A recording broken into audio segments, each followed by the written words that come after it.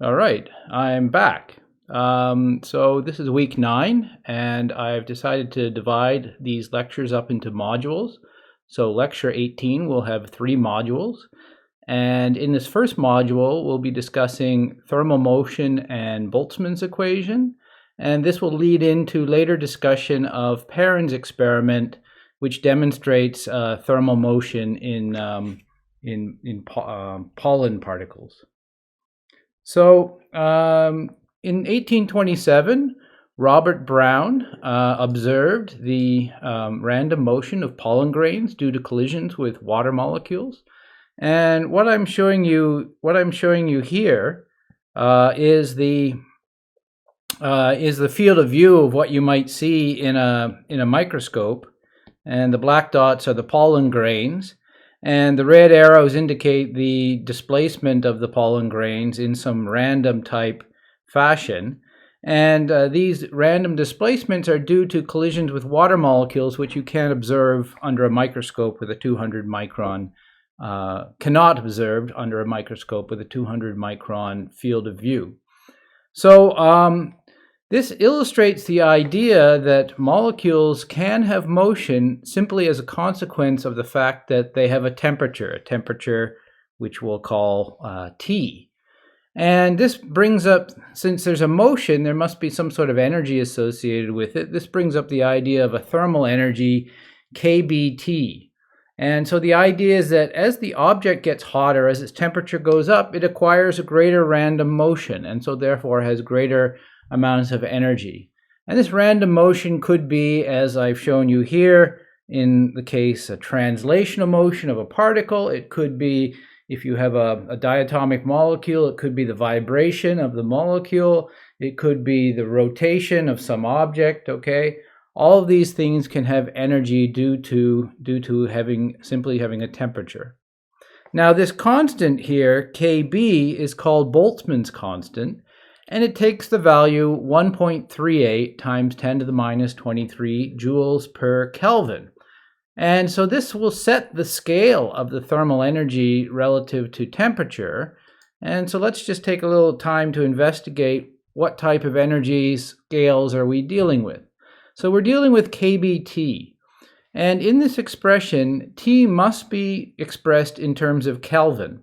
And you'll remember that 0 degrees centigrade is equal to 273 degrees Kelvin. And so room temperature, which is 21 degrees Celsius, is 294 Kelvin, or approximately, for our purposes, say 300 Kelvin, okay? And so if you take 300 Kelvin and put it into this expression for kBT, taking it to be room temperature, then you're talking about 1.38 times 10 to the minus 23 times 300, which gives you 4 times 10 to the minus 21. Plus, you can see the role of Boltzmann's constant here, in that what it does is its units cancel the temperature Kelvin to end up giving you an energy in terms of joules, okay? And 4 times 10 to the minus 21 is a quite small number. So let's compare this with something that we might know. And in particular, we might ask, okay, 4 times 10 to the minus 21 joules, if a particle had this amount of kinetic energy, how fast would it actually be moving? And so you can answer that question by equating the chemical energy, the kinetic energy, to kBT. So 1/2 mv squared is equal to kBT room. Solving for V, you get V is equal to the square root of 2 kBT room divided by the mass of the particle, okay? So for example, for an everyday object like a baseball, the mass is 150 grams, and that would lead to a thermal velocity of 2.3 times 10 to the minus 10 meters per second, and this is due to thermal motion.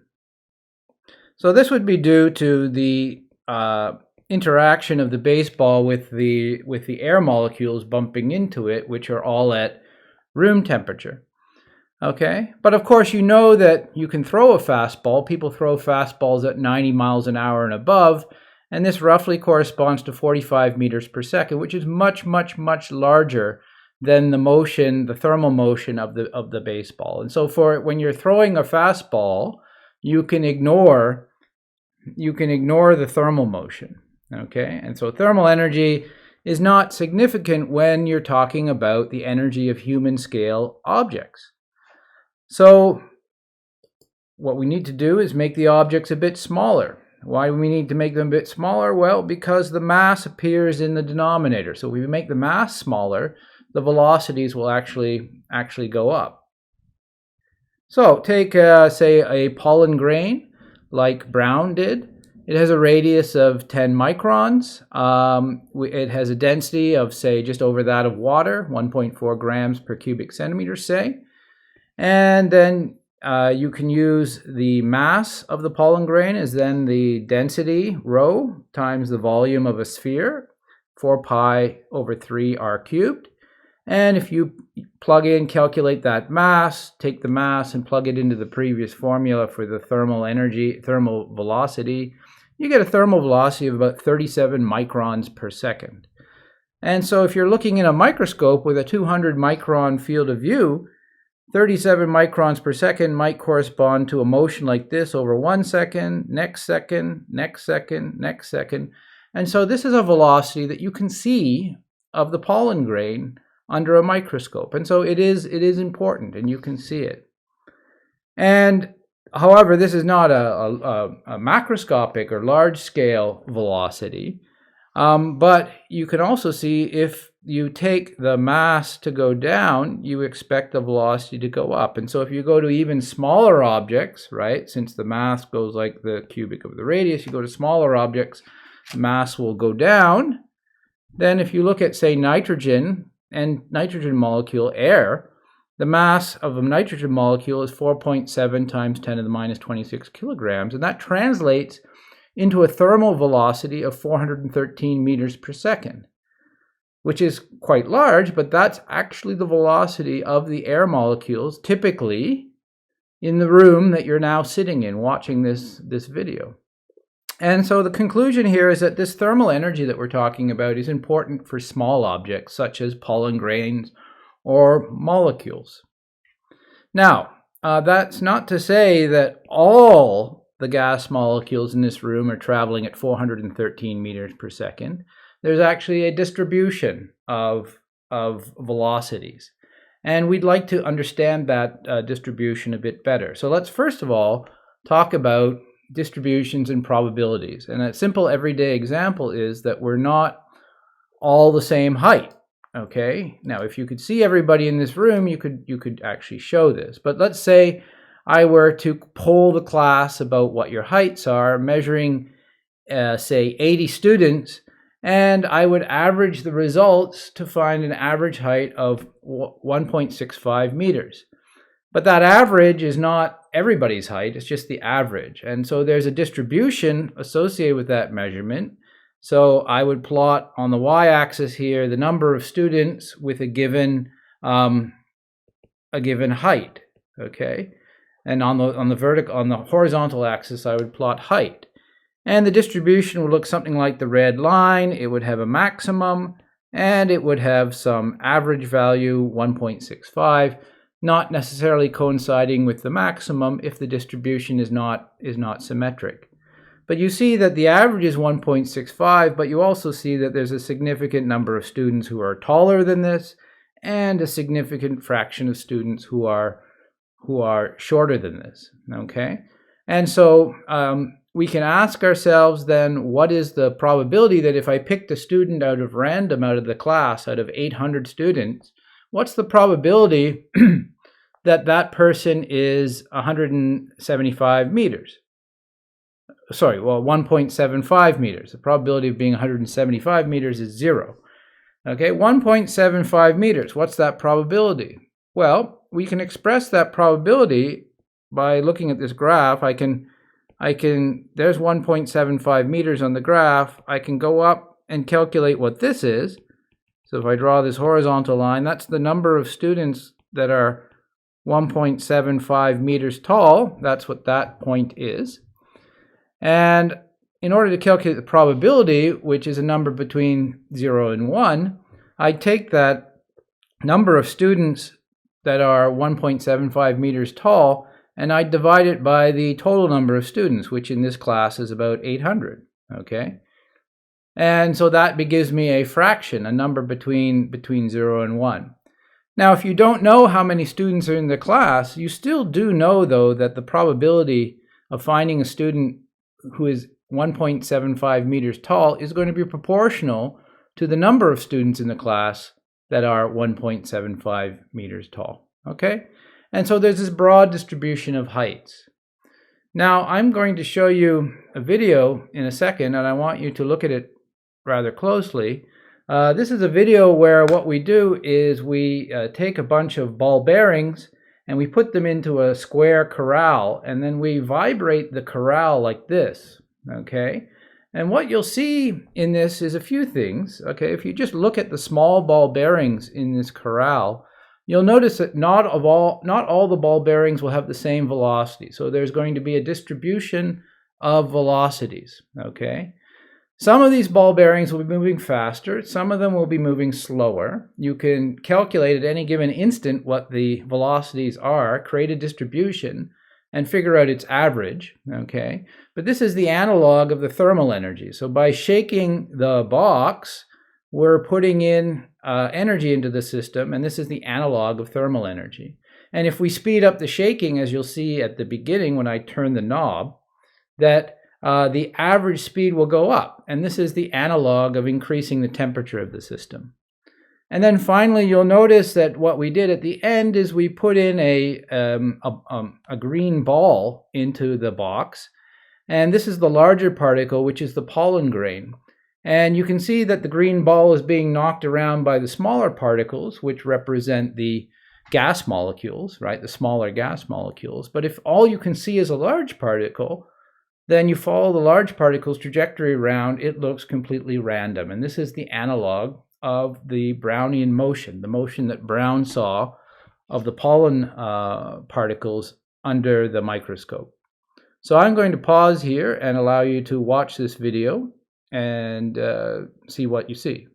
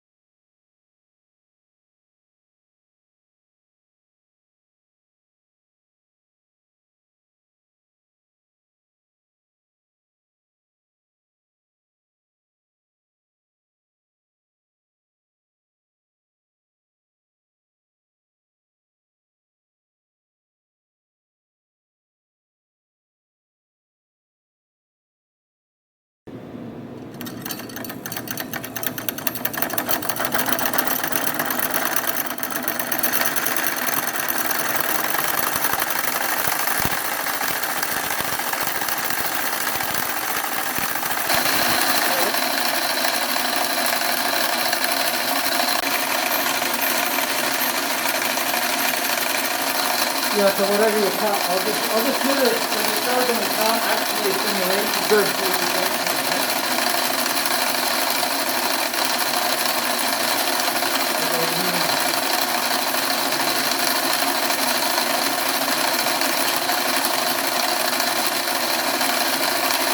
Cool.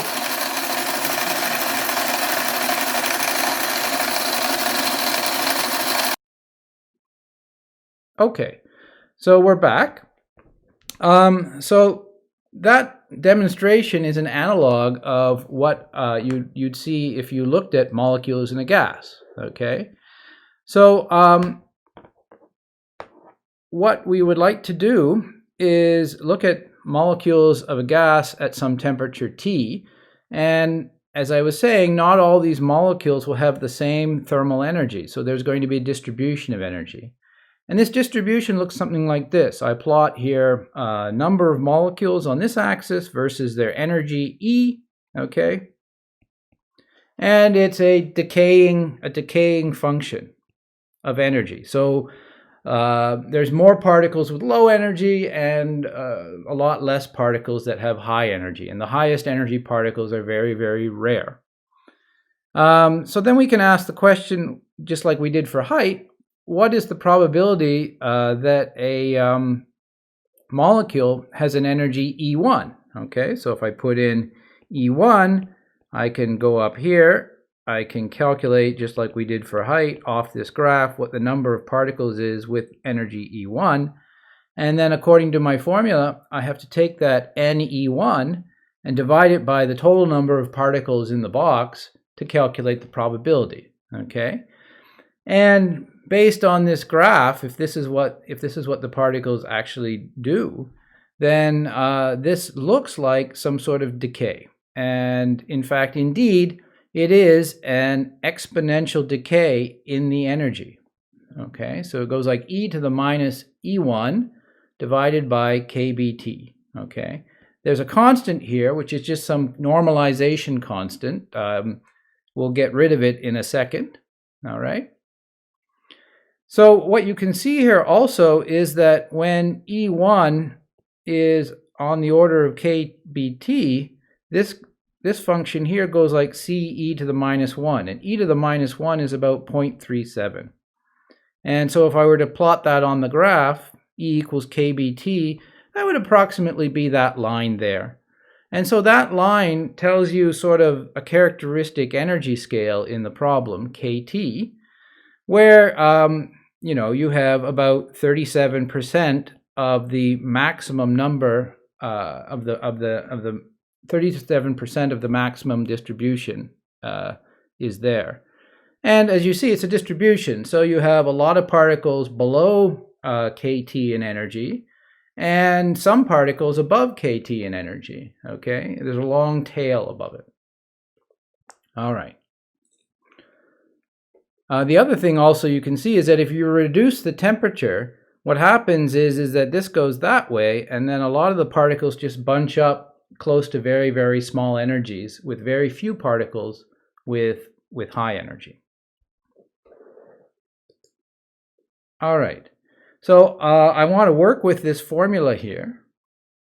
And in particular, I want to look at probabilities and compare different probabilities to each other. Okay, so compare two situations to see which is more likely. Okay, so for example, how much more likely is it that a molecule has energy E1 compared to E2? So I can calculate the probability of E1. It's just N1 over N total, and that's just that constant times e to the minus E1 over kBt. And I can calculate the probability from the same distribution to have E2, and that's just N2 over N total, which is constant times e to the minus E2 over kBt. Okay. And then I can take the ratio of those two things, PE2 over PE1, and that's just N2 over N1, okay? Because the N total in the denominator here will cancel out when I take the ratio. Another thing that will cancel out when I take the ratio is if I take the ratio of these two quantities and I cancel out the C, okay? And so when I do that, I take this exponential factor e to the N2. So I take this exponential factor e to the minus E2 over kBt in the top, and then I divide through by this exponential in the bottom, which introduces another minus sign. And so I have the original minus sign here, and I have another minus sign here which multiplies that. So it's minus minus. And so what you see here is I get a difference in energies, which I'll call delta E. Okay, so delta E is E2 minus E1. And I say that the ratio of the probability of finding E2 to the probability of finding E1 is E to the minus delta E over kBt. And this is known as Boltzmann's equation. And this is Boltzmann. Okay. So how do we like use this or apply this? Well, going back to something that Stefan taught you, the barometric formula, which is in section 11.16 of the text, in the atmosphere, you might ask, well, these nitrogen molecules, why don't they all sit at the same elevation? They all weigh the same, okay? So the question is, what's the distribution of molecules in the atmosphere? And so you can look at two situations. You can look at a box of air with a certain number of molecules in N1 at ground level. And you can look at a box of air with a certain same volume box, but a different number N2 of air molecules in it at some height delta H above height 1, okay? And you can ask yourself, okay, is there going to actually be an energy difference here? And the energy difference would actually come from the energy difference would lead to a ratio N2 over N1, which is e to the minus the energy difference divided by kT, according to, again, Boltzmann. Okay?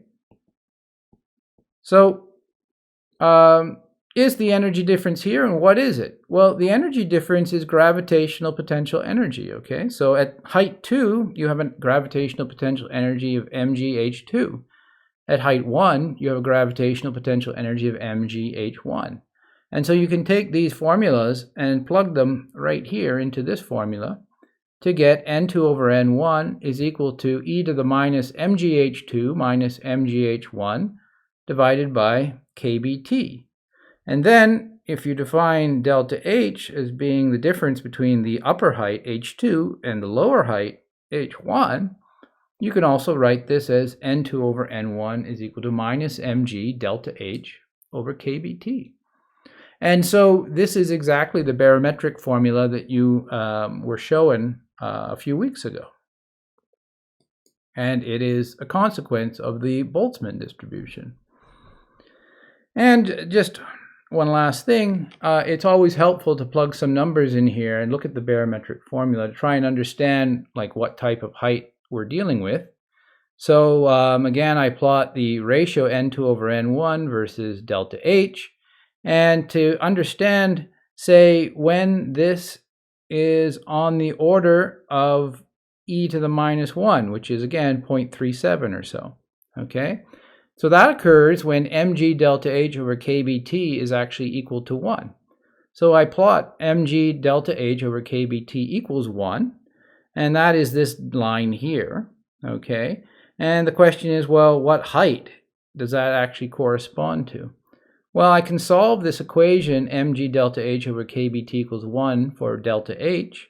Delta H is kBt over mg, which is 4 times 10 to the minus 21 at room temperature, divided by the mass of nitrogen, divided by g, and that gives you a height of 8.7 kilometers, which is very reasonable if you're considering the atmosphere, okay? It's not to say the atmosphere is 8.7 kilometers, because obviously there's some gas that extends in a very, very rarefied atmosphere above.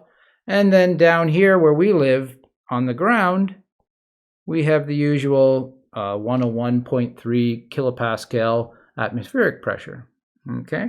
But this 8.7 or 9 kilometers is a characteristic height of the atmosphere.